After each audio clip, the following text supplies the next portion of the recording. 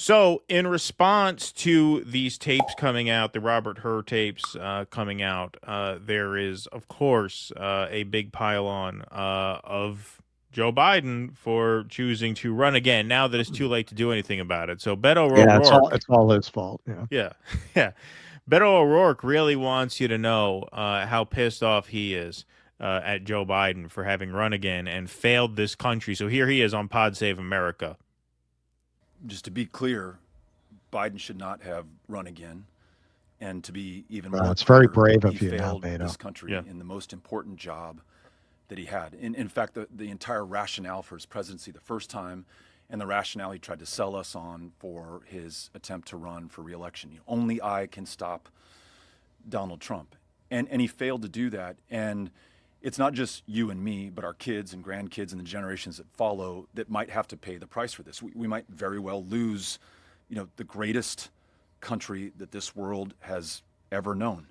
And it might be in part because of the decision that Biden and those around him made to run for re-election instead of having an open primary where the greatest talent that the Democratic Party can muster could be on that stage to have a competition of ideas and track record and vision and really excite not just Democrats, but the people of this country who did want change. I mean, if anything was clear coming out of 2024, they wanted change. And to literally run the oldest guy who many people accurately, to your point, said, I just don't think he is capable of doing this. And I know that I saw the Congresswoman and the Congressman on CNN saying these run in circles around us in the briefing rooms behind closed doors. It doesn't add up with what I'm seeing with my own lying eyes.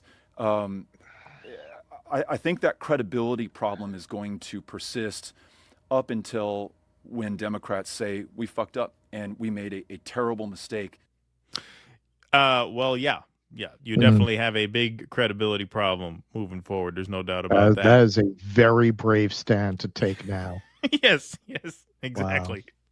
Wow, bravo, Beto. Should get up on a picnic table and say jumping out that. in front of the parade. Yeah. Yeah. So friend of the show. The Great White Hope. That's right. That never was. That's right. So friend of the show, Professor Anthony Zenis, said, so, in response to this tweet here by PodSave, we radical leftists were saying this for years. And when we did, we were told we were helping Republicans. That's right. Maybe listen to us from now on. Just a thought. He got some flack here from, surely Professor Zenis knows we're not talking about a political party. Right. We're talking about a make work program for the children of the elites. That's right. That's right. Well, he got some flack from, this guy is a real lifer here. Radical leftists were attacking Biden because they hate liberalism and the Democratic Party. It wasn't an attempt at constructive criticism, and Democrats are harmed electorally whenever they are incorrectly linked to radical leftism. So no, we won't listen to you. And Zenis replies, yes, we hate those things because they gave us the widest gap between rich and poor since the Gilded Age and a bloody genocide champ. Doesn't change the fact that had you listened to us, you'd have won. Yes, exactly. And by you, I know he's talking generally there, but he may as well be speaking to Beto himself.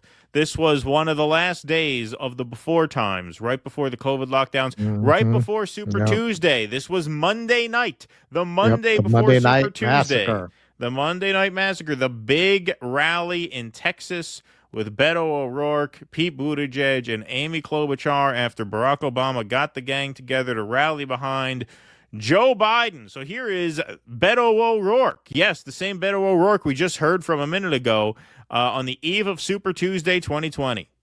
Tomorrow,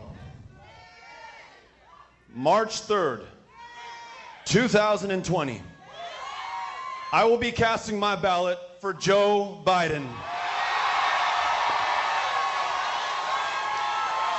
Wow, listen to all those unbelievably stupid people called Democratic primary voters, the most useless political cohort in the history of this country. Wow. Wow, this really brings back a lot of memories. This is like doing an old school show. We've been criticizing Republicans a lot because they're the ones in power right now, and it's their turn to fuck this country in the ass as hard as they can for as long as they can. But this reminds you of the other side of the coin. And let me tell you why. We need somebody who can beat Donald Trump. The man in the White House today poses an existential threat to this country, to our democracy, to free and fair elections.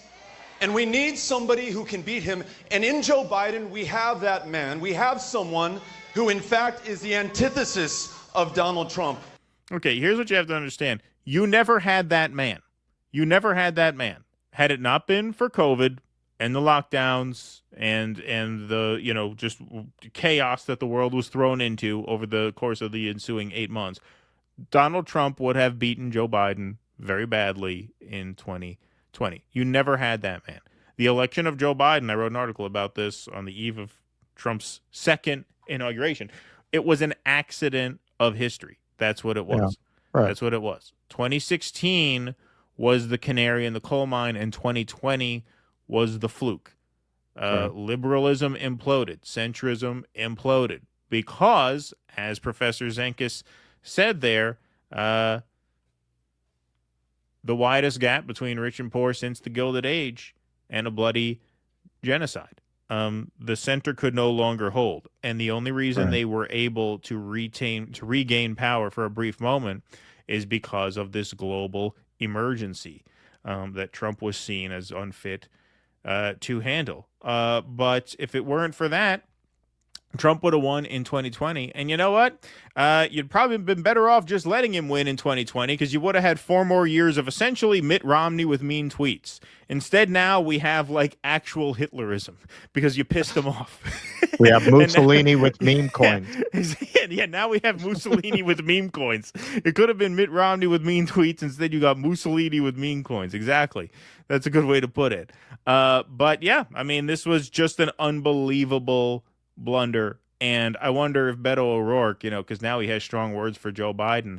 By fucked up. Do you mean you? They all do now. Yeah. Now that it's not going to cost them anything. Exactly. Do you regret taking the stage that night? You're allowed to say that now. Yeah. Yeah. Do you regret taking the stage that night? Do you regret endorsing him on the eve of Super Tuesday? Yeah. They should ask. Is he going to say he fucked up that night?